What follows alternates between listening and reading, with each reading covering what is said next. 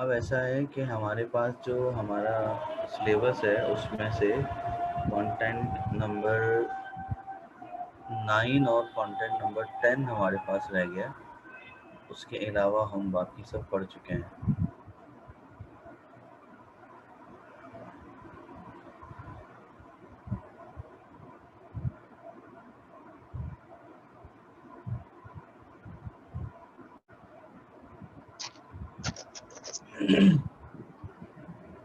तो ये लास्ट वाला जो कंटेंट है इस्लामिक कल्चर एंड सिविलाइजेशन, ये आज हमने पढ़ना है। इसमें हमने ये पढ़ना है कि सब कॉन्टिनेंट जो है बर्र सगीर, उसमें इस्लाम के आने से पहले उसके हालात क्या थे और इस्लाम के आने के बाद उसके हालात क्या हो गए। इस्लाम ने सॉरी कुछ कह रहे हो?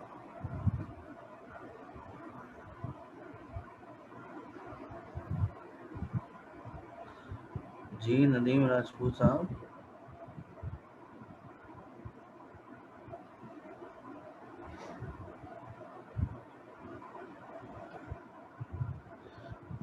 इसमें देखिए 10.1 जो है impact of Islamic civilisation of the sub continent, यानी कि बर्र सगीर पे इस्लाम ने क्या असरात मुरतब किए हैं। और 10.2 जो है द सिविलाइजेशन ऑफ सब कॉन्टिनेंट बिफोर इस्लाम।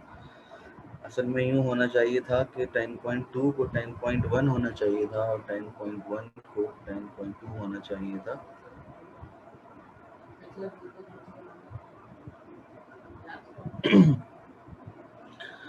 तो लेकिन चलें, खैर है, कोई बात नहीं है।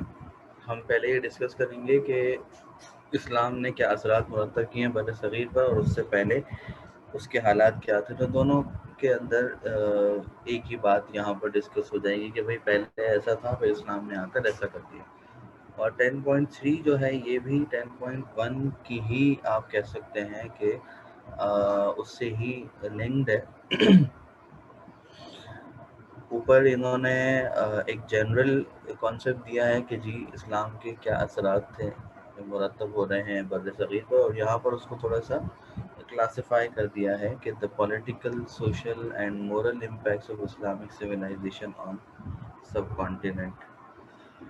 और लास्ट में जो 10.4 है ये फिर एक अलग चीज़ हो जाएगी और इसमें आप ये डिस्कस करेंगे कि इस्लाम ने पूरी दुनिया पर क्या असरात मुरतब किए हैं।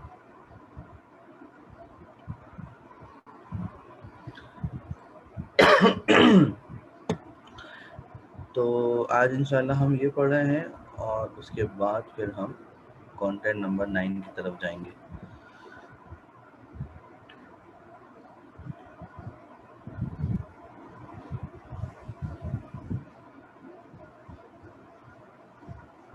अच्छा जी।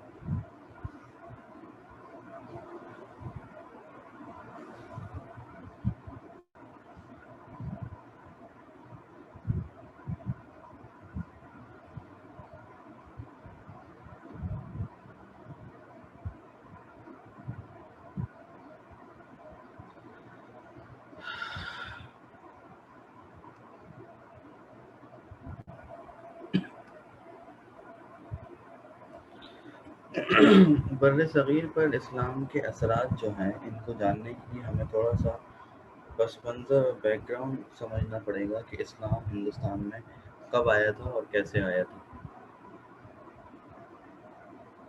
तो आपको पता होना चाहिए कि 712 ईस्वी में, यानी कि 712 के अंदर मोहम्मद बिन कासिम हिंदुस्तान आए थे और ये पहला कदम था किसी मुसलमान का हिंदुस्तान की सरजमीन पर। और 712 ईस्वी का मतलब यह है कि इस्लाम को आए हुए तकरीबन कोई 100 सवा 100 साल के करीब हो गए हैं।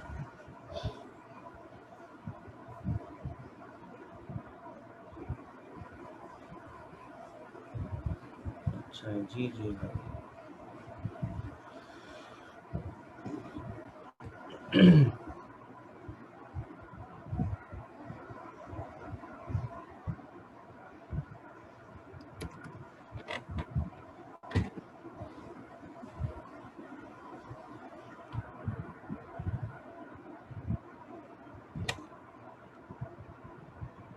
अच्छा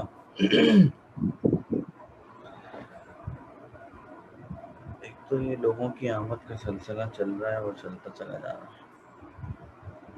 आ जाओ भाई, इधर आ जाओ सालों।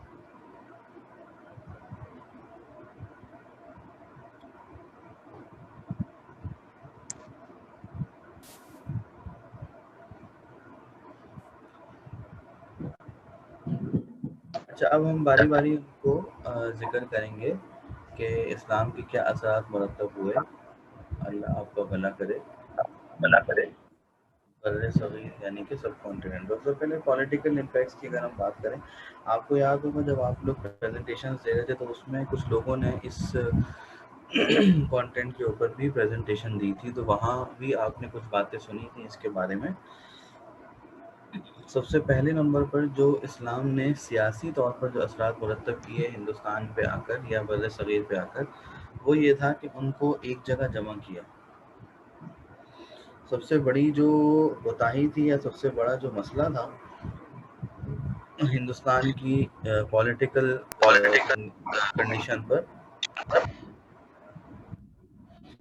वो ये था कि छोटे छोटे जो है वो कस्बे बने हुए थे, छोटी छोटी रियासतें बनी हुई थी और लोग आपस में एक दूसरे के साथ लड़ते रहते थे और उनको एक सेंट्रल गवर्नमेंट की ज़रूरत थी, एक बुनियादी और मरकज़ी हुकूमत की ज़रूरत थी जिसके तहत सारे एक साथ जमा हो सकें। लेकिन ऐसा था नहीं। अपने अपने जैसे कबीले होते हैं इस तरीके से छोटी छोटी उन्होंने रियासतें बनाई हुई थी और उस रियासत का अपना राजा अपना बादशाह था और वो अपनी मर्ज़ी के मुताबिक हुकूमत करता था। जैसे हमारे यहाँ गांव देहातों में मुख्तलिफ देहात होते हैं या कबीले होते हैं और उनका एक सरबरा होता है, एक जो है वो वडेरा आप कह लें या चौधरी कह लें या जो भी आप उसको नाम दें, सरदार नाम दें। तो वो हुकूमत करता है, उसके ख़ानदान में हुकूमत चलती रहती है और बाकी के जो लोग होते हैं वो उसके मातहत होकर चलते हैं। यानी कि हर रियासत में, हर कबीले में या हर गांव में दो कौमें आबाद होती हैं। एक कौम वो होती है जो हुकूमत करती है, एक ख़ानदान होता है जो हुकूमत कर रहा होता है, और एक कौम वो होती है जो कि महकूम होती है और उन पर हुकूमत की जा रही होती है।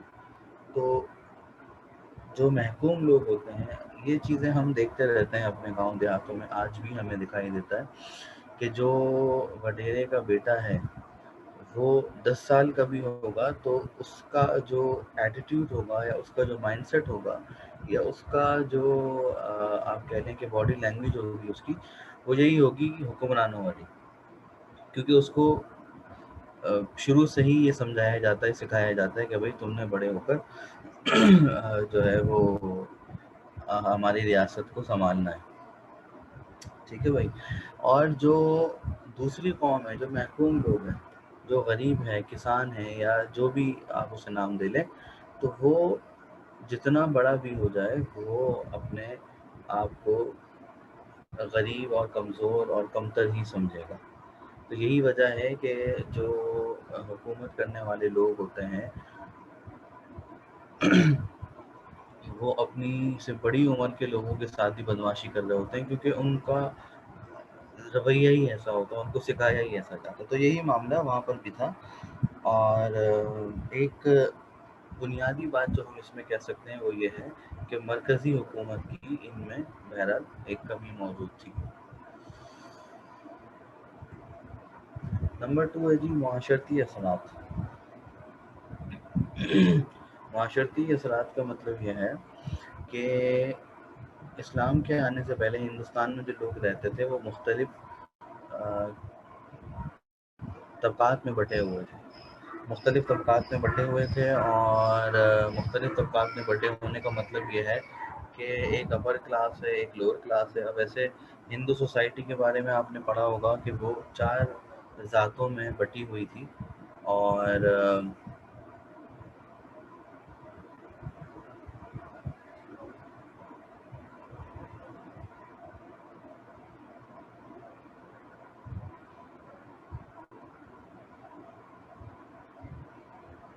अच्छा, ये कोई मुझे मैसेज कर रहा है जैसे आप बिला वजह के होशियार बनते हैं। نہیں، میں بلا وجہ میں نہیں بنتا بھائی، مجھے باپ بنایا گیا تمہارا تبھی بنتا.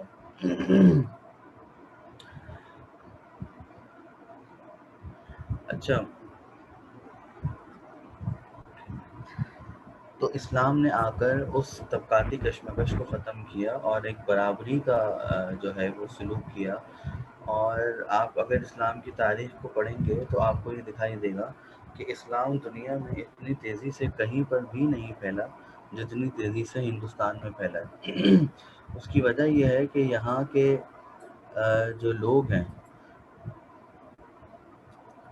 یہاں کے لوگوں میں کمی تھی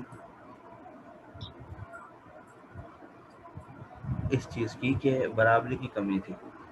تو اسلام نے آ کر جو ہے وہ سب لوگوں کو برابر کر دیا. اب آپ کو پتہ ہے کہ 80-20 کا ریشو ہوتا ہے. 20% جو ہے وہ ایلیٹ کلاس ہوتی ہے جو کہ باقی کے 80% پر حکومت کر رہی ہوتی ہے. اور وہ جو 80% ہے، یعنی کہ ایک بہت بڑی میجورٹی جو ہے انسانوں کی، وہ اپنے آپ کو کمتر سمجھ رہی ہوتی ہے اور اس نے اس بات کو قبول کر لیا ہوا ہوتا ہے کہ ہم نے تو محکوم ہی رہنا ہے. اور یہ جو 20% لوگ ہیں ان تک ہم نہیں پہنچ سکتے. لیکن اسلام نے آ کر اس فرق کو اور اس گیپ کو جو ہے وہ ختم کیا اور اسلام نے سب کو برابر لا کر کھڑا کر دیا. تو اس کا نتیجہ یہ ہوا کہ وہ جو 80% طبقہ تھا اس کو اپنی عزت نفس اس میں دکھائی دی کہ یار یہ تو ایک ایسی چیز ہمیں دے رہا ہے اسلام جو کہ ہم نے زندگی میں کبھی ایکسپیرینس کی ہی نہیں ہے. ہمیں اس 20% ایلیٹ کے برابر میں اور شانہ بشانہ کھڑا کر دیا جا رہا ہے. تو یہ چیز ان کو بہت زیادہ جو ہے آپ کہہ سکتے ہیں کہ اچھی لگی، اس نے انہیں فیسنیٹ کیا. اور اسی لیے ہندوستان میں لوگ جو ہے وہ جوک در جوک اور بہت تیزی سے مسلمان ہوتے گئے. حضور صلی اللہ علیہ وسلم کے پاس ایک غلام آیا تھا جو حبشی تھا اور اس کا نام اسود تھا. اسود عربی زبان میں کالے کو بولتے ہیں. وہ اتنا کالا تھا کہ اس کا نام ہی اسود پڑ گیا. تو وہ آپ صلی اللہ علیہ وسلم کے پاس آیا اور اس نے آپ سے پوچھا کہ اگر میں مسلمان ہو جاؤں تو مجھے کیا ملے گا. تو آپ صلی اللہ علیہ وسلم اس کو بہت ساری باتیں کہہ سکتے تھے کہ تمہیں جنت ملے گی یا تمہیں رحمتیں ملیں گی، تمہیں انعام و اکرام ملے گا، لیکن آپ سمجھ گئے کہ اس کے دماغ میں کیا چل رہا ہے. تو آپ نے فرمایا کہ تمہیں مسلمان ہونے کے بعد وہی عزت ملے گی جو ابو بکر اور عمر کی ہے، وہی مقام اور مرتبہ ملے گا جو ابو بکر اور عمر کا ہے. اگر تم نماز میں پہلی صف میں کھڑے ہوگے اور دوسری صف میں عمر کھڑے ہوں گے تو وہ تمہیں ہاتھ پکڑ کے پیچھے نہیں کر سکیں گے کہ میں عمر ہوں، میں آگے کھڑا ہوں، مجھے آگے کھڑا ہونا چاہیے، تم غلام ہو، تم پیچھے کھڑے ہو. تو یہ سن کر وہ بہت زیادہ خوش ہو گیا اور حیران بھی ہوا اور اس نے کہا کہ اگر ایسا ہے تو سمجھ لیجئے کہ آج سے میں آپ کا غلام ہوں اور میں کلمہ پڑھتا ہوں، اشہد ان لا الہ الا اللہ، کلمہ پڑھ لیا. تو یہ اسلام کا ایک طرہ ہے، اسلام کا امتیاز ہے کہ وہ جو چھوٹے طبقے کے لوگ ہوتے ہیں جن کو دنیاوی طور پر چھوٹا طبقہ مانا جا رہا ہوتا ہے، ان کو اسلام وہ عزت دیتا ہے جو کہ باقی جگہوں پر انہیں نہیں ملتی. تو ہندوستان میں بھی ایسا ہی کیا اسلام نے، تو اس کی وجہ سے اسلام بہت آپ کہہ سکتے ہیں کہ تیزی کے ساتھ پھیلا ہے. تیسرے نمبر پر ہم کہہ سکتے ہیں جو مذہبی اثرات ہیں، ریلیجیس امپیکٹس ہیں. ہندوازم ہندوستان میں جو موجود تھا، ہندوستان میں پہلے بدھزم موجود تھا، پھر اس کے بعد ہندوازم نے آ کر بدھزم کو آہستہ آہستہ ختم کیا اور اس کے بعد پھر ہندوستان میں اسلام آیا. تو ہندوازم کے اندر بہت ساری رسمیں ایسی ہیں، بہت سارے معاملات ایسے ہیں جو انسانیت سوز حرکتوں پر مشتمل ہیں. مثال کے طور پر ان کے یہاں ایک رسم ہوتی ہے جس کو ستی کہا جاتا ہے. ستی میں ایسا ہوتا ہے کہ اگر کسی عورت کا شوہر مر جائے، اس کا انتقال ہو جائے، تو اس کی جو آخر میں چتا جلاتے ہیں اس کے ساتھ اس کی بیوی کو بھی زندہ لٹا دیا جاتا ہے. اب ظاہر ہے کہ اس کو آپ سوچیں تو سوچ کے ہی آپ کو عجیب سا لگتا ہے کہ یار یہ کیا بات ہوئی کہ ایک انسان کو آپ زندہ جلا رہے ہیں بلا وجہ، اور اس کو پھر مذہب کا حصہ بھی مانا جا رہا ہے. تو ان تمام چیزوں کو جو مذہب کے اندر خرابیاں تھیں یا مذہب کی جو آپ کہہ سکتے ہیں کہ بری رسومات تھیں یا ذات پات کا جو نظام تھا، اس کو ختم کیا اسلام نے. اور سب کو برابر کا جو ہے وہ مقام و مرتبہ بھی دیا، اور انہیں ایسے کاموں سے بچایا جو کہ انسانیت سوز حرکتوں پر مشتمل ہے۔ کلچرل امپیکٹ اگر آپ دیکھیں، ثقافتی اثرات، تو ہندو جو معاشرہ تھا اس میں جو 4 ذاتیں تھیں، ان میں سے صرف جو برہمن تھے وہ پڑھے لکھے ہوتے تھے، ان کو پڑھنے لکھنے کی اجازت ہوتی تھی۔ باقی کے جو 3 طبقات ہیں ان میں پڑھائی لکھائی ہوتی نہیں تھی، اور ثقافتی اعتبار سے یا کلچرلی بہت زیادہ کمزور تھے یہ لوگ، اور ان میں وہ جو ایک دیہاتی پن ہوتا ہے، بدو پن جو ہوتا ہے، وہ موجود تھا۔ اچھا، اسلام جب یہاں آیا تو مسلمان کلچر کے اعتبار سے بڑے اسٹرانگر تھے، اور اچھا اس میں ایک بات یہ بھی ہم ایڈ کریں گے کہ اسلام جہاں سے شروع ہوا عرب کی سرزمین سے، تو عرب جو تھے وہ بھی کلچر کے اعتبار سے بہت کمزور تھے۔ یار یہ مائک اپنا میوٹ کر دیں، اور شور کر رہے ہیں، کون ہے؟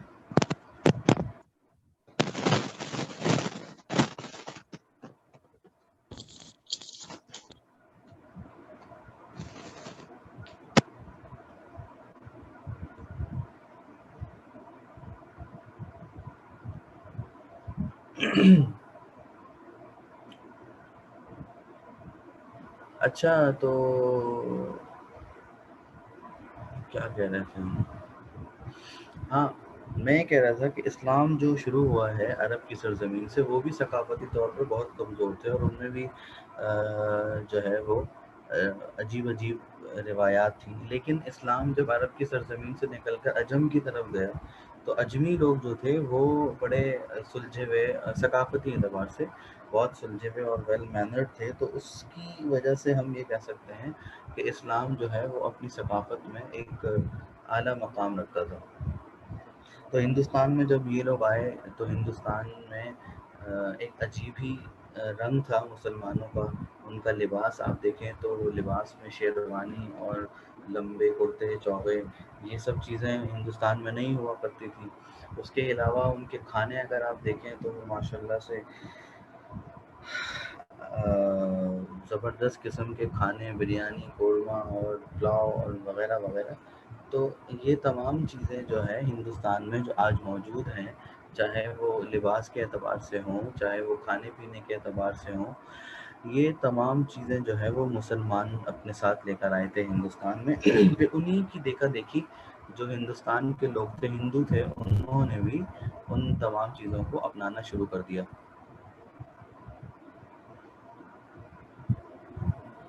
کہہ رہی ہیں کہ آپ کی آواز ٹھیک نہیں آ رہی۔ بھائی آپ لوگوں کو میری آواز ٹھیک سے آ رہی ہے؟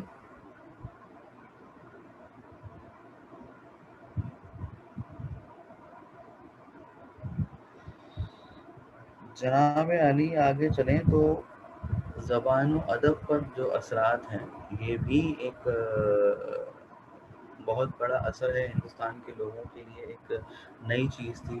آپ کو پتہ ہے کہ اسلام جہاں پر شروع ہوا عرب کی سرزمین میں، وہاں باقی کوتاہیاں تو تھیں۔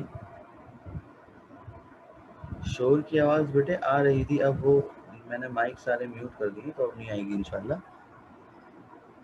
ماشاء اللہ سے کچھ مصروف لوگ ہیں نا، وہ مائک آن کر کے بیٹھے ہوئے تھے، تو اس کی وجہ سے بہت کھڑکھڑ ہو رہی تھی۔ اب جو ہے وہ آپ کو آواز اچھی آ رہی ہوگی۔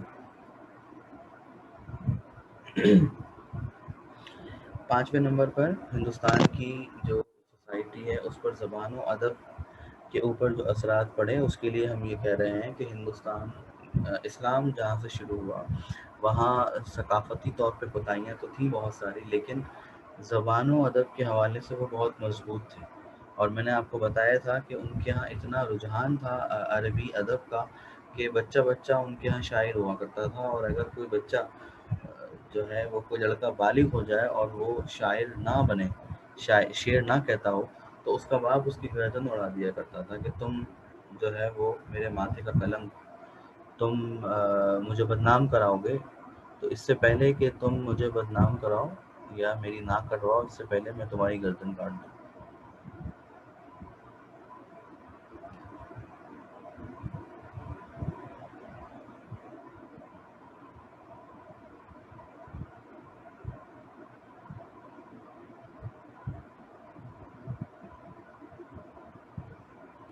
اچھا موئز جمیل بیٹا کوشچن مارک کیوں بھیج رہے ہیں آپ؟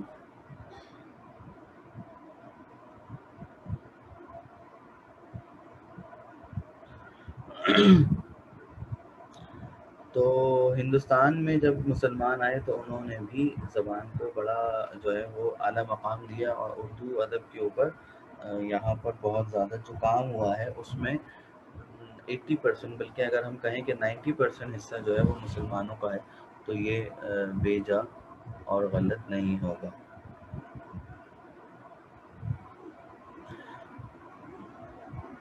اچھا، تاریخ و ادب پر اثرات۔ تاریخ و ادب پر اثرات کا مطلب یہ ہے کہ مسلمانوں کے اندر رواج تھا شروع ہی سے اپنی ہسٹری کو، اپنی تاریخ کو، اپنے نسب کو محفوظ کرنا، بلکہ یہاں تک آپ کو ملے گا کہ ان کے جانوروں کے نسب نامے بھی محفوظ ہوتے تھے کہ میرے پاس جو اونٹنی ہے اس کا نسب کیا ہے، اور میرے پاس جو گھوڑا ہے اس کا نسب کیا ہے۔ تو یہ ان کے یہاں شروع سے رواج تھا کہ اپنی تاریخ کو اور اپنی ہسٹری کو محفوظ رکھتے تھے۔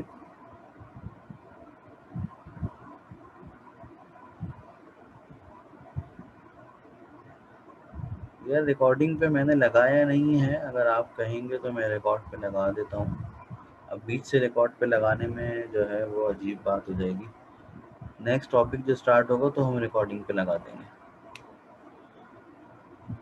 اچھا نمبر 5 کو یہ کہہ رہے ہیں کہ دوبارہ ایکسپلین کر دیں۔ نمبر 5 کو دوبارہ ایکسپلین کر دیتے ہیں۔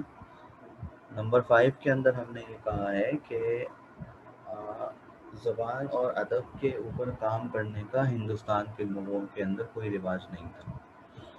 بس جو زبان بول رہے ہیں وہ بول رہے ہیں، لٹریچر کا کوئی کام ان کے یہاں نہیں ہوتا تھا۔ اسلام نے آ کر جو مسلمان جب یہاں آئے تو مسلمان چونکہ شروع ہی سے لٹریچر کے بڑے پکے تھے اور اس سے بڑا کام کر رہے تھے، تو یہاں پہ آ کے انہوں نے اپنی زبان پر کام کیا، اردو ادب کے اوپر کام کیا۔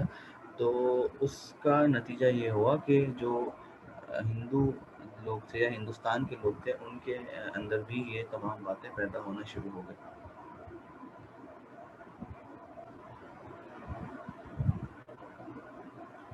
اچھا،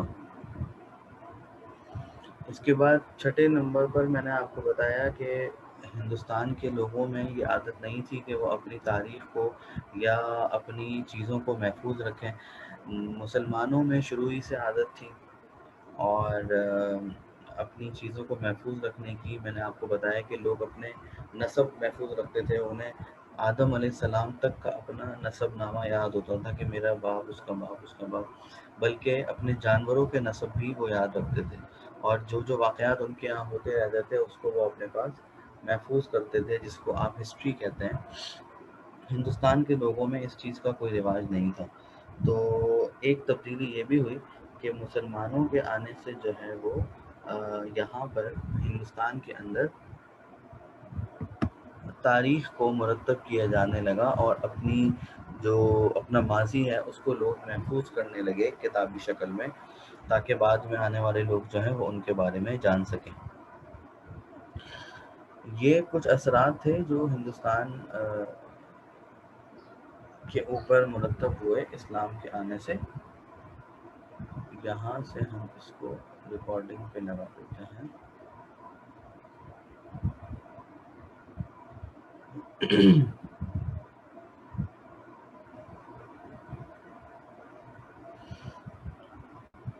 اچھا جی، اب آپ اسی تمام باتوں کو ہم دیکھیں گے کہ اسلام کی آمد سے پہلے بر صغیر کے کیا حالات تھے۔ تو وہی تمام باتیں یہاں پر ریپیٹ ہوں گی، جلدی جلدی ہم اس کو دیکھ لیتے ہیں۔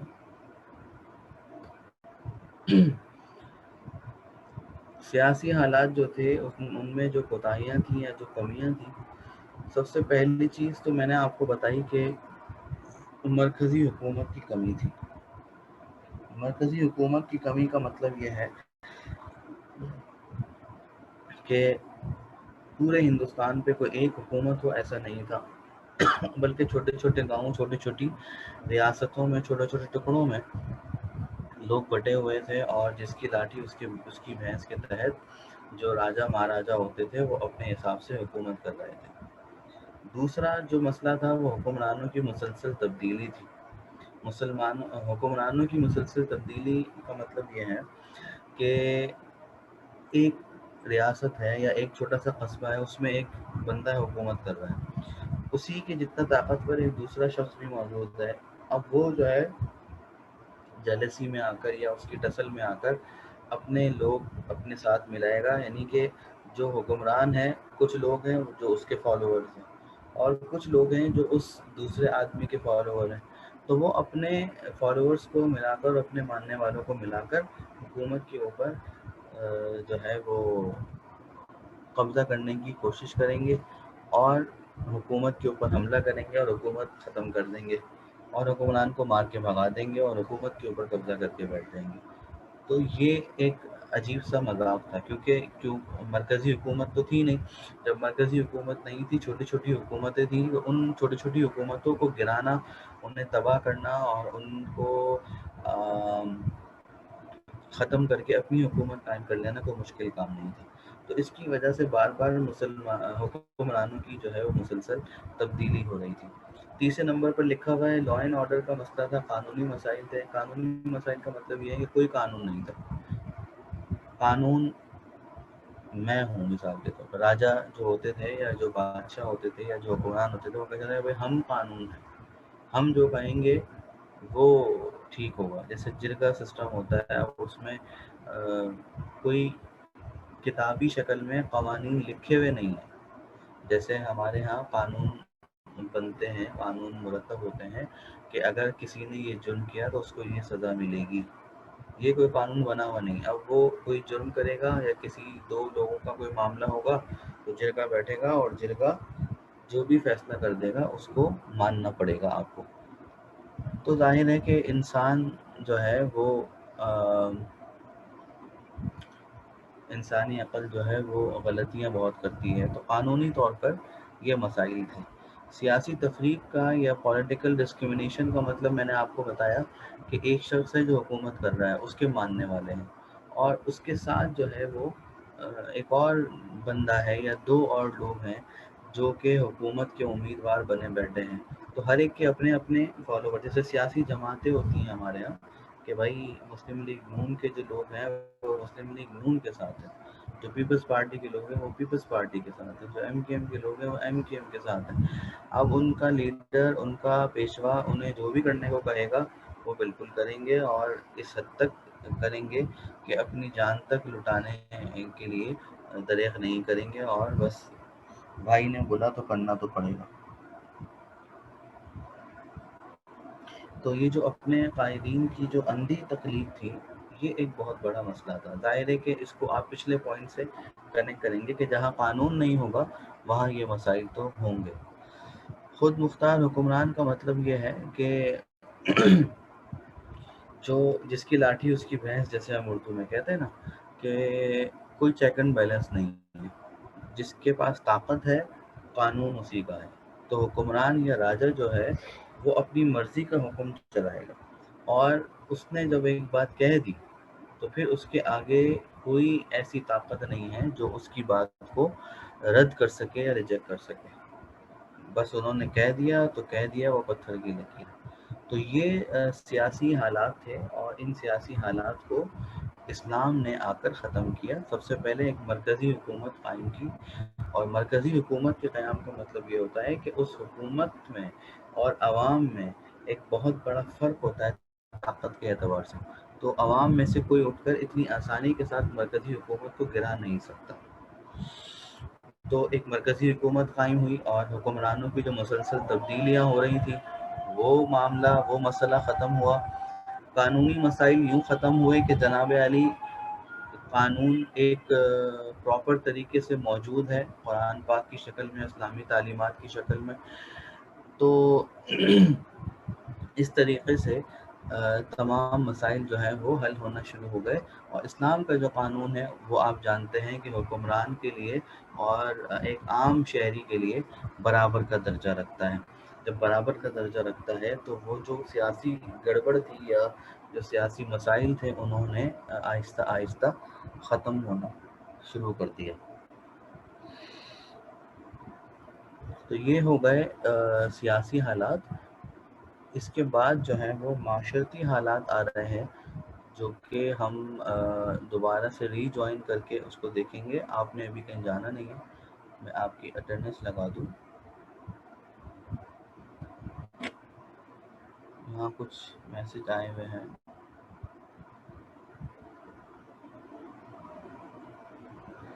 پولیٹیکل ڈسکریمنیشن کا مطلب یہ ہے بھائی، میں نے آپ کو بتایا نا کہ سیاسی طور پر جیسے ہم دیکھتے ہیں اتنی شدت ہوتی ہے کہ ہمارے قائد نے جو بولا ہے بس وہ ٹھیک ہے، اور تمہارے قائد نے جو بولا وہ ٹھیک نہیں ہے. تو یہ ان کے ہاں بھی ہوتی تھی. ان کے ہاں جو ہے، آپ کے ہاں باقاعدہ سیاسی جماعت ہوتی ہے، آن پیپر ہوتی ہے. ان کے ہاں جو ہے وہ ایک ہوائی معاملہ ہوتا تھا، اور اس ہوائی معاملے کے اندر ان میں آپس میں اختلافات پائے جاتے تھے. سر، یہ سیاسی تفریق اور قانون کے عدم بالادستی میں کیا فرق ہے؟ بھائی سیاسی تفریق کا مطلب تو یہ ہے کہ سیاسی طور پہ لوگ بٹے ہوئے تھے. بٹے ہوئے کہہ سکتے ہیں کہ ایک فلانے راجہ صاحب ہیں ان کے ماننے والے، ایک دوسرے راجہ صاحب ہیں ان کے ماننے والے. ٹھیک ہے.